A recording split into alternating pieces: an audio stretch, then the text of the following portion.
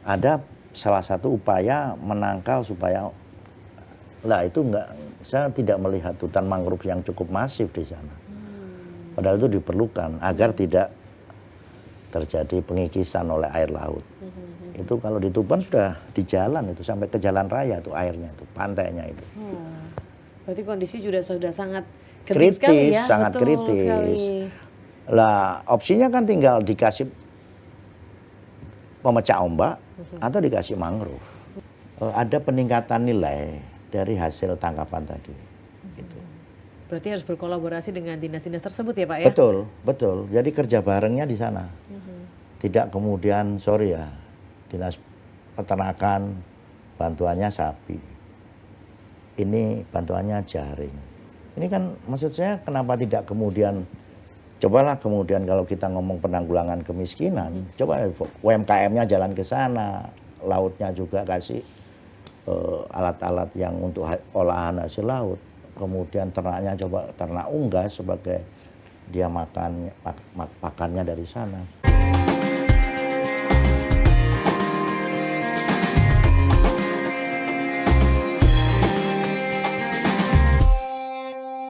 Assalamualaikum dulur-dulur Jawa Timur, bagaimana kabarnya? Semoga sehat selalu dan senang sekali saya Karin Sem dapat hadir bersama dengan program spesial Podcast Jatim Channel Podcast DPRD Provinsi Jawa Timur. Di mana program ini sangat luar biasa yang dimana kita akan membahas begitu ya program-program pemerintah Provinsi Jawa Timur yang pastinya kita bahas dengan santai tapi pastinya dengan menghadirkan banyak sekali insight-insight yang nantinya kita bisa temui bersama. Nah kali ini kita akan bahas tentang optimalisasi hasil laut dan perikanan yang ada di Kabupaten Tuban, dan saya sudah bersama dengan narasumber yang luar biasa. Beliau adalah anggota Komisi B DPRD Jawa Timur dari fraksi PDIP dan dari Dapil 12 Tuban Bojonegoro. Beliau adalah Bapak Oni Setiawan SE. Assalamualaikum Pak Oni. Waalaikumsalam Mbak Sam. Apa kabar hari ini? Alhamdulillah baik. Saya tahu jadwalnya Pak Oni sangat padat, tapi terima kasih sudah meluangkan waktunya bisa hadir di sini. Sama-sama. Luar biasa. Pak Oni, kalau bicara Dapil Pak Oni adalah dari daerah pesisir begitu ya Pak ya? Dapil 12, Tuban, Bojonegoro. Ini kalau ngomongin Tuban, saya langsung ingat nih Pak, makanan-makanan yang ada di sana tuh enak-enak loh Pak, beneran. Ya, terkenal memang. Terkenal, betul ya. Salah satunya mungkin rajungan ya Pak? Rajungan. Wow. Kuahnya sih pedas gitu ya, tapi itu nagih gitu loh Pak. Ya. Iya betul. Betul, nah memang kalau bicara mengenai hasil laut dan perikanan yang ada di Tuban, ini memang sangat luar biasa begitu ya. Dan kali ini Pak Oni, kalau bicara mengenai perikanan hasil laut tentunya menjadi perhatian khusus juga ya dari Komisi B DPRD Jawa Timur. Karena pastinya di Komisi B ini membidangi perekonomian, kemudian juga perindustrian, lalu juga perdagangan, pertanian, perikanan, lengkap sekali ya Pak. Peternakan, lalu juga perkebunan juga dibidangi oleh Komisi B. Ada juga kehutanan, pengadaan pangan dan juga logistik, koperasi, pengusaha kecil dan menengah, pariwisata dan ekonomi kreatif, pengelolaan potensi wilayah laut daerah. Kalau bicara Tuban, menurut Pak Oni sendiri, seperti apa sih potensi perikanan yang ada di Tuban saat ini? Ya, terima kasih Mbak Sam. Jadi Tuban itu yang ada 1, 2, 3, 4, 5 kecamatan itu yang memiliki laut. Ya, mulai kalau dari timur, mulai dari Palang, Tuban itu sendiri, Jenuh, Tambakboyo dan Banjar. Baik. Nah, seperti umumnya nelayan, ya berbagai ikan ditangkap, kemudian hasil dijual. Ya. Nah, cuman kemudian kalau berbicara tadi kayak kuliner, itu memang rajungan Tuban terkenal, kepala manyun, itu yang kepala ikan itu, kemudian ikan asap, gitu ya. Sisanya ya dijual ikan hasil tangkapnya dibawa oleh pedagang untuk dijual di tempat lain. Tapi memang kalau bicara kuliner yang merupakan identik dari hasil ikan melimpah yang ada di Tuban, ini memang kayak terasi Tuban. Ini juga udah kemana-mana gitu gak sih Pak? Nah kemudian juga ikan, tadi Bapak bilang ada ikan jambal. Jambal. Nah dan juga dari rajungan yang memang kuahnya tuh pedas dan memang enak. Kalau soal perikanan memang sudah sangat terkenal begitu ya Pak Tuban untuk hasil atau kuliner khas dari Tuban itu. Ya itu cukup terkenal ya. Tetapi baru sebulan yang lalu mungkin saya di bahasanya itu disambati, ini apa bahasa Indonesianya?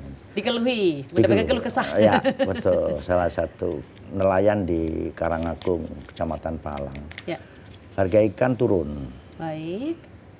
Kemudian sehingga ya otomatis para buruh nelayan tadi, ABK tadi juga yang sehari bisa dapat, anggaplah dia kerja dalam sekian jam dapat 100.000, sekarang turun cukup drastis. Kemudian cukup lama harga ini turun. Kemudian barulah dikeluh kesah, terus kami melihat harus ada terobosan untuk meningkatkan kesejahteraan nelayan gitu kan.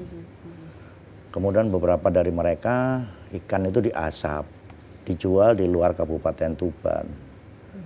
Ya alhamdulillah juga laku, tetapi kan mungkin harus ada terobosan lah agar hasilnya itu bisa maksimal lah, saya pikir begitu. Berarti menurut Bapak untuk potensi yang ada di sana, wisatawan dan juga kuliner yang ada di Tuban, khususnya kuliner laut begitu ya, ini belum terkelola dengan baik begitu ya Pak?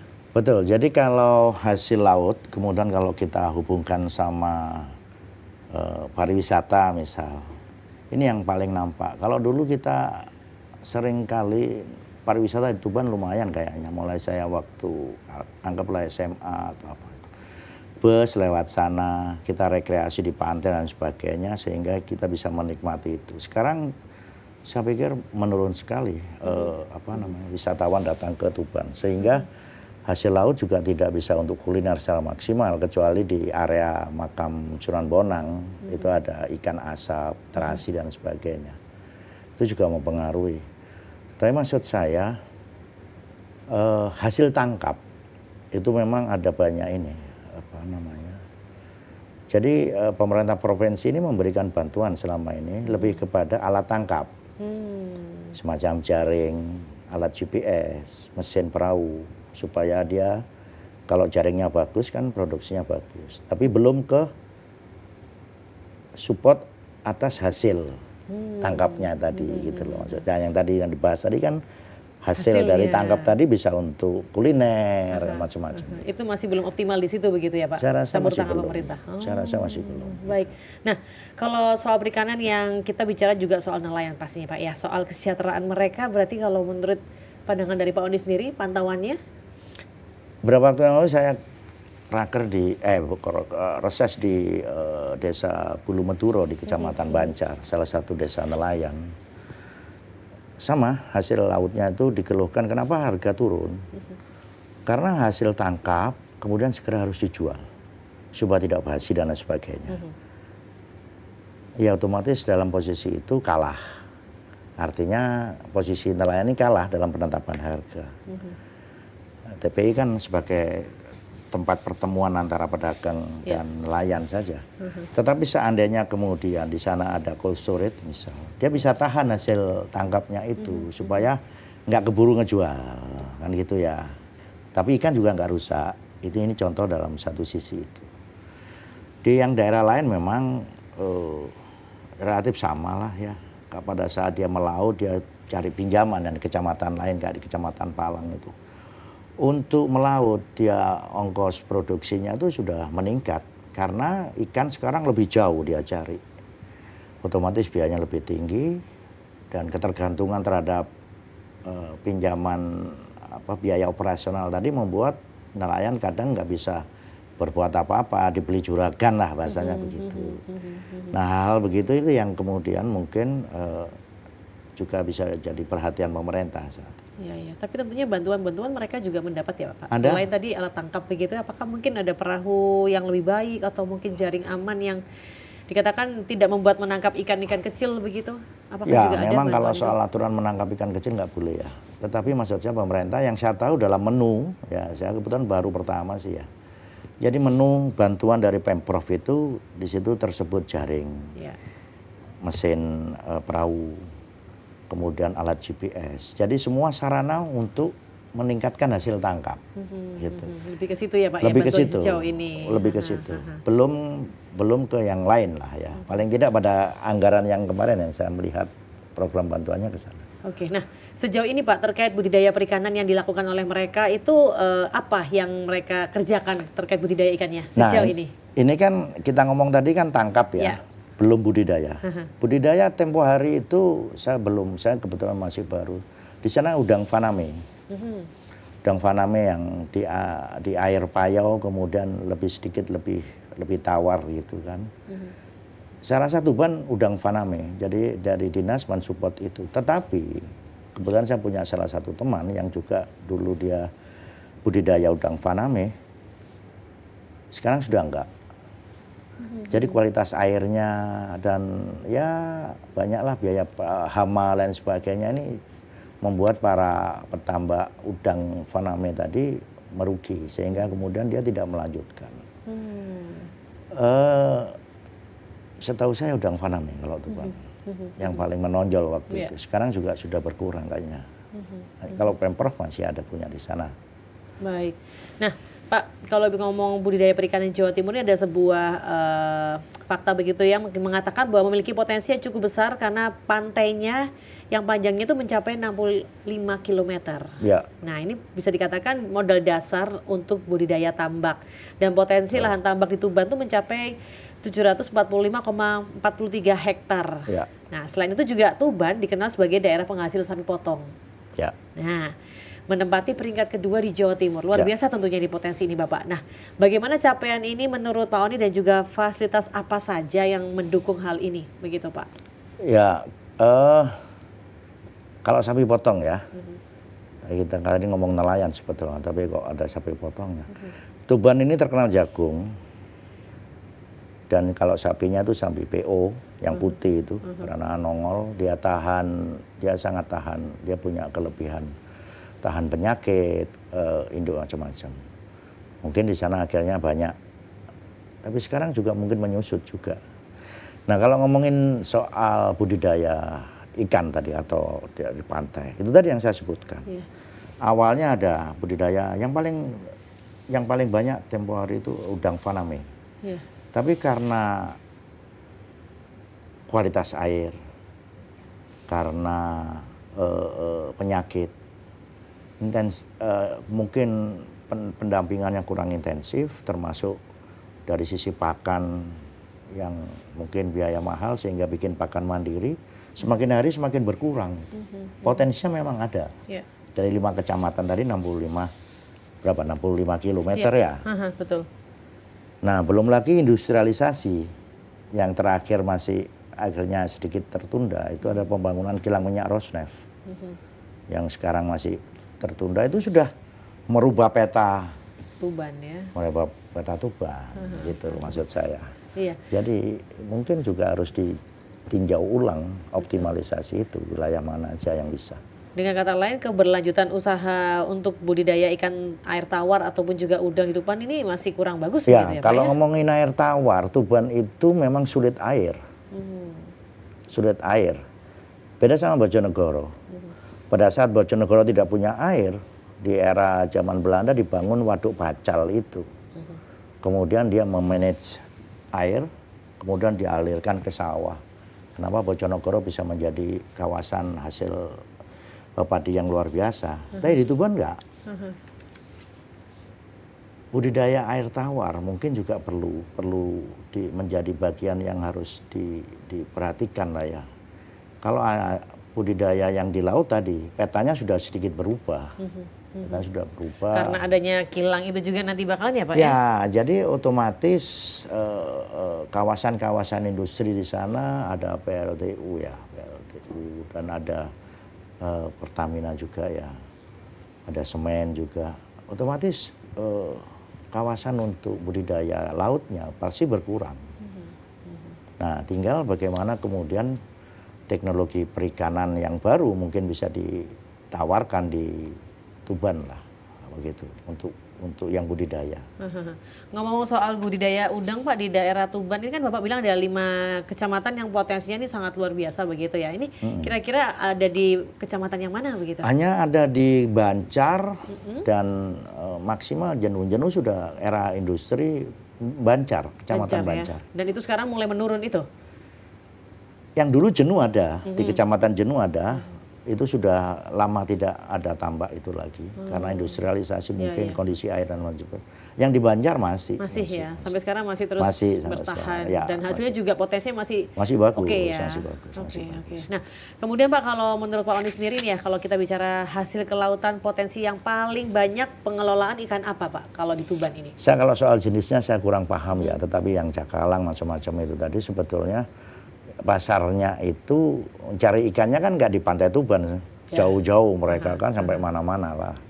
Itu tergantung permintaan pasar yang paling disukai. Tetapi kalau saya kategori jenisnya saya kurang begitu detail ya. Tetapi hasil tangkapan itu yang kemudian kalau harga itu turun, jenis apapun itu yang membuat nelayan tidak bisa sejahtera lah atau kurang lah. Nah, tadi kan dikatakan Bapak bahwa sangat dibutuhkan storage begitu kan, karena memang mereka bingung kalau misal nggak habis hari ini, pastinya ikan ini kan akan busuk begitu ya. Tapi kalau nggak punya storage juga repot. Nah, apakah juga mungkin belum ada Pak dari pemerintah begitu yang akan? Belum, kalau dari pemerintah belum. Kalau dari pihak swasta artinya pengepul ikan ada. Kebetulan kami kemarin persis ada di depan gudang salah satu pengusaha penampung ikan ya atau pedagang ikan lah ya, dia punya. Apakah rencana akan dianggarkan begitu Bapak untuk pengadaan storage bagi para petani atau bagi para nelayan-nelayan yang ada di Tuban ini? Ya kebetulan insya Allah nanti akan saya sampaikan kepada dinas untuk kemudian ditinjau kelayakan itu. Kalau memang dirasa layak ya memang baiknya disupport untuk cold storage, tinggal kapasitas cold storage-nya aja kan sebesar apa gitu. Berarti bisa katakan ini sangat urgent ya Pak ya, karena kan kalau memang ada storage bantuan dari pemerintah begitu ya akan mempermudah mereka untuk menyimpan hasil tangkap itu ya. Oke, nah Pak, ini ada perda yang dimana Jawa Timur punya yang namanya peraturan daerah tentang kelautan dan juga perikanan yang ada di Jawa Timur, yang dimana ini mencakup berbagai aspek pengelolaan sumber daya kelautan dan perikanan, juga perlindungan nelayan. Ada beberapa perda yang relevan, diantaranya yakni Perda Provinsi Jatim nomor 3 tahun 2016 tentang perlindungan dan pemberdayaan nelayan. Kemudian juga Perda Kota Surabaya nomor 6 tahun 2007 tentang usaha perikanan dan usaha kelautan. Nah, bagaimana Pak implementasinya perda ini dilakukan di Tuban begitu? Sampai sejauh ini semua dalam konteks perda itu semua berjalan dengan baik ya. Yang di Tuban ya, nggak ada masalah memang. Cuman memang kami dalam waktu dekat malah ada perda yang lain yang akan oleh Komisi B di perlindungan petani garam. Artinya yang tangkap nggak ada masalah sampai sejauh ini. Masalah itu tadi loh dari hasil tangkapnya, hasil tangkapnya itu. Baik. Bapak, kita mungkin akan minum sejenak Bapak sambil kita mencari ide-ide lagi untuk hasil tangkap nanti akan diapakan begitu ya. Betul. Monggo Bapak silakan.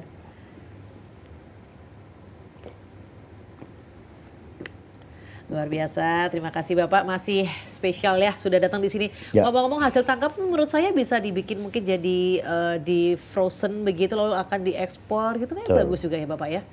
Maksud saya itu. Di filet begitu, karena kan pasti ibu-ibu muda tuh sangat butuh Pak yang filet-filet begitu. Betul, maksud saya itu. Iya, itu belum ada ya? Kurang ya, yang umum itu ya kalau terasi masih ya, yang umum itu diasap.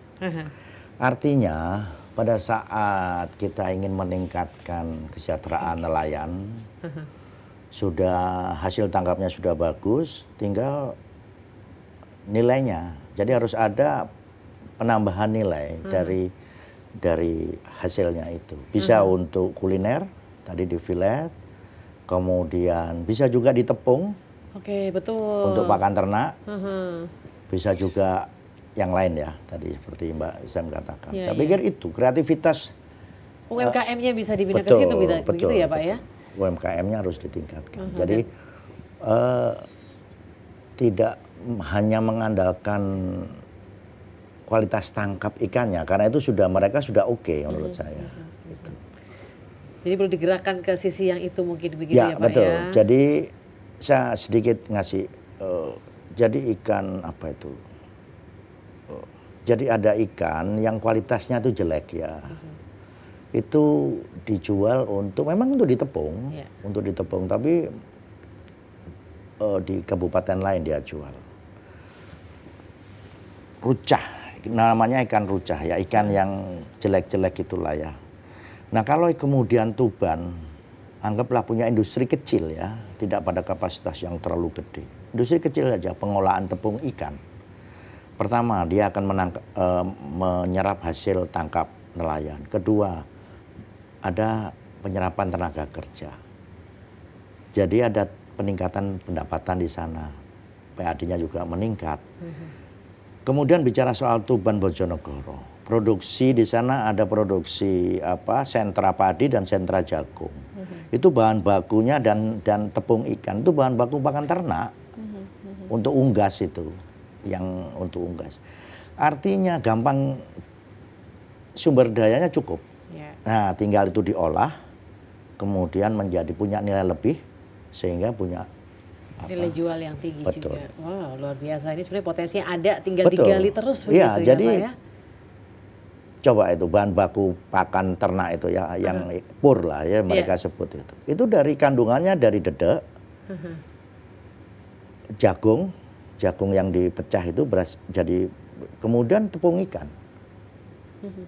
Itu ada semua di Tuban itu. Tuban Bojonegoro ada. Ada semua. Iya. Nah, kalau kemudian pemerintah agak sedikit concern memang kemarin itu masih sapi ya. Coba kita lihat, mohon maaf ya, ambil contoh di Kediri. Ya. Kediri, Blitar, Tulungagung. Itu kalau soal unggas mulai dari bibit, pakan, hasil, mereka betul-betul mandiri dan sudah kirim kemana-mana. Di Tuban kalau dioptimalkan dengan budidaya unggas tadi, pakannya tersedia. Nah ini maksud saya akan membantu pergerakan ekonomi rakyat, akan memicu lah paling tidak. Oke, nah Pak, bicara mengenai pesisir Tuban, ini ada yang namanya hutan mangrove yang ada di pesisir Tuban. Karena pastinya untuk menjaga keberlanjutan hutan mangrove juga menjadi landasan kerja dari Dinas Kelautan dan juga Perikanan Provinsi Jawa Timur, yang dimana saat ini juga menjadi mitra Komisi B begitu Pak. Nah, apakah hal ini juga dilakukan di Tuban begitu? Ya ada. Memang kalau kita melihat Tuban, mohon maaf ya, kalau kita ngomong Tuban, memang kalau hutan mangrove-nya mungkin baru ada di Kecamatan Jenuh itu. Satu kecamatan aja ya? Ya, padahal abrasi ya itu namanya. Kalau Mbak Zem ke Tuban wilayah kota, itu air sudah sampai di jalan. Harusnya ada salah satu upaya menangkal supaya itu saya tidak melihat hutan mangrove yang cukup masif di sana. Padahal itu diperlukan agar tidak terjadi pengikisan oleh air laut.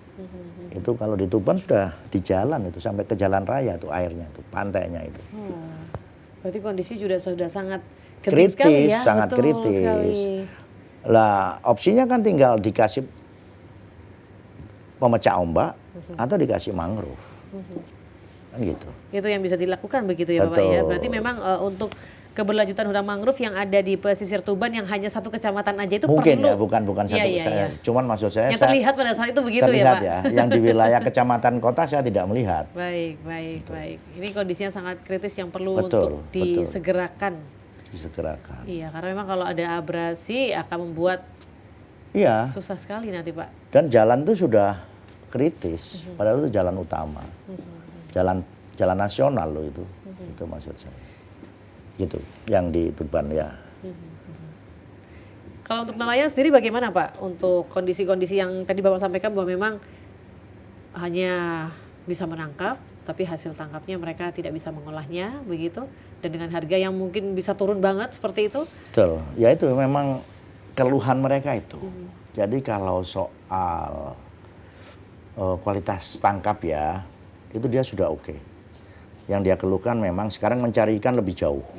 Sehingga biaya operasional menangkap ikan itu lebih tinggi. Nah oke, itu sudah dilakukan sama dia dapat. Lah pas waktu jual harganya drop. Dia kondisinya serumit itu ekonominya. Nah tidak ada jalan lain, harus dioptimalkan hasil tangkap tadi. Apakah itu mau dijadikan tepung, yang ikan rucah tadi, ikan yang masuk kategori grade C atau grade yang jelek tadi. Kemudian apakah yang bagus diolah, kemudian bisa diekspor dan sebagainya, atau ditahan supaya tidak langsung dijual dengan cold storage, dan banyak lagi gitu loh. Jadi konsentrasi sekarang sebetulnya menurut saya bukan ditangkapnya, tapi di hasil olahan tangkap nantinya betul, Pak ya. Nah, betul. kira-kira pemerintah bisa hadir dalam bentuk apa nih Pak? Melihat kondisi yang ada di lapangan begitu, dengan kondisi nelayan yang sangat membutuhkan bantuan untuk pengolahan hasil tangkapan begitu. Karena terkadang nelayan dijadikan objek untuk pada saat kampanye aja begitu loh. Memajukan nelayan Indonesia begitu. Yang saya tahu ya, Tuban dengan bangganya menyampaikan bahwa ikan asap Tuban di area ini kita ngomong agak lintas sektoral supaya konteksnya ketemu. Di area makam Sunan Bonang, oleh-olehnya itu ikan asap. Setahu saya hanya itu. Nah, kalau kemudian ingin rajungannya lagi terkenal, ikan asapnya banyak, berarti kan harus mendatangkan orang untuk datang ke Tuban, tertarik wisatawan tadi. Berarti sektor pariwisatanya harus digenjot. Terintegrasi gitu maksud saya. Lah ini yang terus kemudian kalau kepingin diolah menjadi tepung dan dijadikan pelet pakan ternak, ya terintegrasi dengan dinas peternakan. Begitu maksud saya, sehingga ada peningkatan nilai dari hasil tangkapan tadi. Gitu. Berarti harus berkolaborasi dengan dinas-dinas tersebut ya Pak ya? Betul, betul. Jadi kerja barengnya di sana. Tidak kemudian, sorry ya, dinas peternakan bantuannya sapi. Ini bantuannya jaring.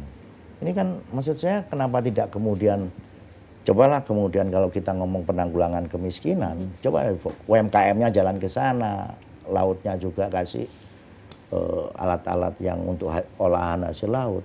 Kemudian ternaknya coba ternak unggas sebagai dia makannya dari sana. Jadi terintegrasi, kayak gitu. Biar lebih tepat sasaran begitu ya Pak ya? Betul, betul. Oke. Tadi kalau soal ikan air tawar Bapak, kalau yang ada di Tuban berarti sejauh ini masih kurang dikelola dengan baik Ya, gitu, UPT-nya Bapak ya? ya, UPT-nya ada di desa nanti Merak-Ura itu, di desa apa itu. Komoditas yang paling digemari ya lele dan nila. Nah, berbicara lele dan nila ini saya pikir masih kurang ya, kurang dikembangkan di sana.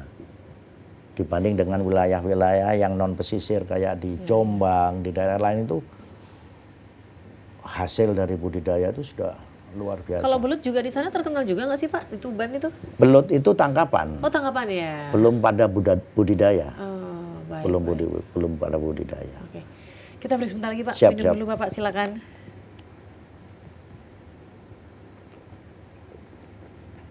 Oh, saya kira tuh belut tuh memang hasil budidaya yang ada di sana. Karena Enggak. kan ada beberapa kuliner-kuliner begitu. Salah satunya menunya belut begitu Pak. Ya, jadi belut di sana ya salah satu ciri khas makanannya itu pedas ya. Dan belut itu cukup favorit di sana. Jadi belut itu ditangkap, setahu saya loh ya, ini setahu saya. Itu memang penangkap belut itu lebih banyak di daerah sekitar sungai dan persawahan, itu di Bojonegoro. Ya pokoknya sawah basah-basah, cemek-cemek gitulah. Itu. Tapi itu tidak kemudian dibudidayakan, belum. Saya tidak melihat itu. Tidak melihat itu. Bisa menjadi potensi nggak sih Pak? Sangat dong, karena itu kan sebetulnya belut itu komoditas yang mahal. Iya. Sekilo sekarang mungkin di atas 60.000. Sekilonya ya? Ya, karena kandungan lemak atau apanya ya. Betul. Lah maksud saya itu Mbak Sam, harusnya kita ini lebih kreatif jika kita ingin meningkatkan pendapatan nelayan atau rakyat itu tadi. Jadi harus ada solusi-solusi atau stimulus untuk tidak berhenti ditangkap saja, tapi hasil olah itu diolah menjadi punya nilai lebih. Apakah itu produk kuliner, kemudian dan sebagainya. Itu yang memang harus kita dorong. Gitu. Oke. Nah kalau untuk mereka yang lebih kreatif ini begitu, apakah juga ada dorongan-dorongan begitu dari Komisi B yang hadir ke sana begitu Pak? Sejauh ini? Atau mungkin rencana ada agenda-agenda khusus?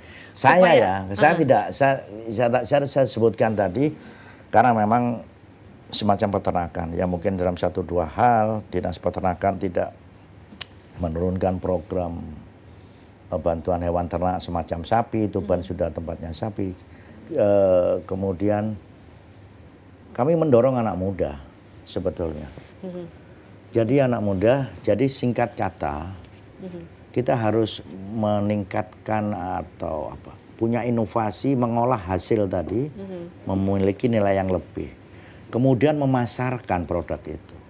Kemudian sekarang eranya era digital. Jadi kalau mengandalkan mereka yang selama ini bekerja di laut, saya pikir kurang. Maka harusnya ada terobosan menggerakkan kaum muda di sana untuk kemudian dia aktif mencari, anggaplah berbisnis atau apa dari potensinya. Saya pikir itu salah satunya ya. Salah satunya begitu ya Bapak salah ya. Satunya Oke. begitu. Pak, saya balik lagi soal mangrove nih. Apalagi kalau kondisinya seperti musim sulit melaut begitu dengan cuaca mungkin yang tidak menentu, otomatis ada musim-musim tertentu para nelayan tidak bisa melaut begitu kan ya. Nah, bagaimana turut menggerakkan perekonomian bagi nelayan karena DKP juga melakukan melalui rehabilitasi mangrove, kemudian terumbu karang, penenggelaman rumah ikan dan juga underwater restocking apartemen lobster begitu Pak, dan domestikasi ikan lokal, pengawasan pemanfaatan sumber daya kelautan dan juga perikanan, lalu juga ada penebaran benih ikan di perairan umum daratan, pengelolaan ruang laut dan juga pesisir, serta sistem integrasi perizinan perikanan tangkap sehingga ini bisa berdampak pada kelestarian ekosistem dan juga perekonomian sektor kelautan dan juga perikanan yang ada di Provinsi Jawa Timur, Pak Oni. Ya, tapi di Tuban saya tidak melihat itu, belum. Ada skala prioritas mungkin karena berbicara soal ekosistem perekonomian laut lah ya. Iya, betul. Itu tadi yang saya sebut. Jadi kenapa kemudian itu ada di daerah lain, bisa jadi di Lamongan, di Gresik bisa terjadi itu. Ya di sana ada industri itu. Sehingga semuanya bergerak ke arah sana. Bagaimana jika pada saat nelayan tidak melaut, dia harus melakukan apa? Itu yang saya sebut masih kurang lah ya. Di Tuban harus diperhatikan itunya. Kalau kemudian hasil tangkap tadi sedang tidak bagus, maka apa yang harus dilakukan? Saya belum melihat itu secara secara masif atau saya kurang ya? atau saya kurang yang turun ke daerah laut. Berarti dengan kata lain DKP Provinsi Jawa Timur masih kurang ya Pak perhatiannya? Ya, saya mau ajak ke sana memang. Setelah kami reses, saya kepingin ngajak dinas DKP ke sana untuk melihat betul bahwa kondisi itu perlu dibantu lah. Baik. Kalau bicara kelautan, bicara tentang kondisi yang ada di laut begitu, tentunya ada dermaga Pak, ya kan? Nah kalau ngomong dermaga di Lamongan tuh ada dermaga yang besar, dermaga Brondong. Kalau di Tuban bagaimana Pak? Ada 2 dermaga tapi tidak besar. Satu di Banjar itu, sisi barat perbatasan dengan Jawa Tengah, satunya di Palang. Palang Tuban ya. Palang Tuban, Karangagung. Keduanya ada TPI, kedua ada pom bahan bakar. Itu yang saya sebutkan tadi. Dermaga besar itulah kalau memang wilayahnya memang mendukung. Di sana di desa Bulu Meduro itu ada dermaga kecil untuk nelayan tradisional, itu juga desa yang membangun. Kalau soal dermaga, saya pikir memang melihat potensinya ya, potensi kemanfaatannya ya. Saya pikir itu. Pemerintah kemarin kalau soal dermaga yang gede di Probolinggo misalnya yang pantai utara, kemarin kita ke sana, itu juga sedang ada usulan revitalisasi. Jadi termasuk kalau ngomongin tangkap itu juga integrasi peraturan ya. Sekarang peraturan pusatnya bagaimana karena laut itu ditata juga oleh peraturan izin-izin dari penangkapan sana. Oke. Kalau pasar ikannya Pak di sana? Ada berapa pasar ikan yang ada di Tuban? Nggak ada, dijual lebih keluar dari Tuban. Oh. Ya. Saya kira mereka mengumpulkan di pasar ikan lalu nanti akan Oh iya pasti di tempat pelelangan itu Iya, di iya, TPI iya. itu. TPI, Habis betul. gitu kalau kayak yang di Palang tadi dijualnya di Lamongan, dibawa ke Lamongan untuk kemudian didistribusikan kemana kita saat itu tidak begitu paham. Yang di Banjar juga begitu. Oleh si pedagang tadi kemudian dibawa entah kemana.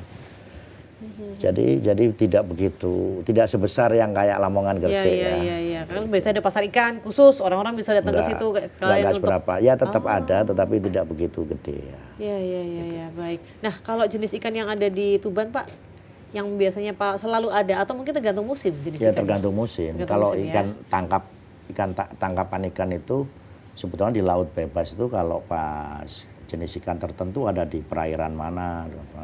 Itu yang kemudian harus diatur supaya tidak kemudian dan itu sudah perda itu mengatur itu. Nggak ada masalah lah, artinya nelayan sama tahu lah kalau kemudian ikan sulit dia harus masuk ke perairan mana macam-macam. Itu nggak ada, sampai sejauh ini tidak ada konflik lah, tidak nampak konflik.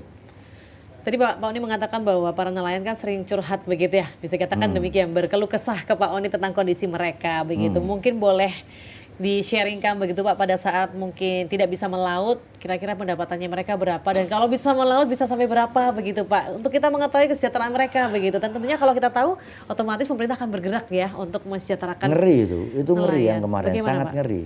Jadi kalau pada normal itu bisa ABK-nya ya, kalau soal yang punya kapal atau ABK-nya minimal 100.000 katakan sampai kemudian, tapi bersih ya dia setelah dapat makan, rokok gitu.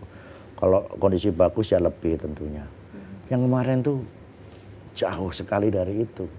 Sehingga dia harus ikut kapal yang menangkap ikan, dari pagi gitu ya. Pagi sampai siang gitu dia pulang. Nggak cukup hariannya. Dia ikut lagi yang siang sampai sore. Si buruh nelayan ini tadi ya. Kapal yang lain. Kalau masih kurang dia sampai ikut 3 kali. Hanya untuk memenuhi kebutuhan hariannya. Ini kan kasihan sekali.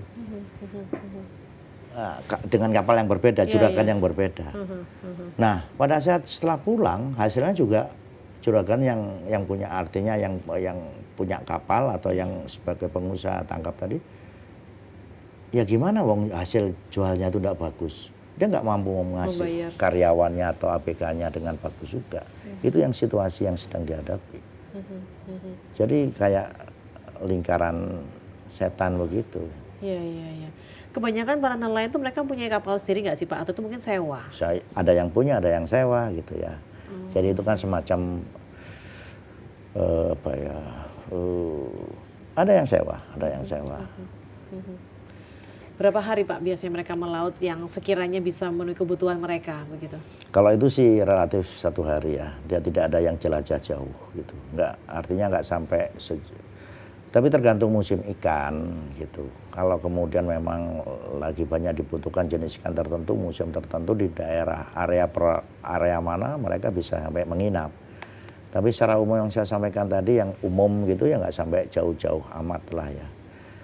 Tetapi bagaimana kemudian hasil mereka sampai kerja full gitu. Iya. Nah maka harus ada terobosan menurut saya. Apakah dengan memberdayakan ibu-ibu di rumahnya ya melalui kegiatan ekonomi, apakah kemudian ada support terhadap pinjaman untuk biaya operasional yang murah sehingga dia tidak ini, atau yang lain lah saya pikir. Langkah konkret Pak yang bisa dilakukan untuk menyejahterakan para nelayan begitu? Saya mendorong pertama berdirinya industri kecil gitu ya, pengolahan hasil ikan. Apakah sampai sederhananya penepungan ya. Ini kan ikan yang grade C lah ya, grade rucah sangat murah itu. Anggaplah yang tidak laku. Kemudian bisa hasil olahan makanan. Apakah itu di filet atau dikeringkan. Karena kenyataannya bisa dipasarkan di luar. Yang berikutnya adalah barangkali diperlukan cold storage ya, supaya tidak hasil tangkap nggak keburu dijual sehingga nggak drop. Jadi saya melihatnya ke sana.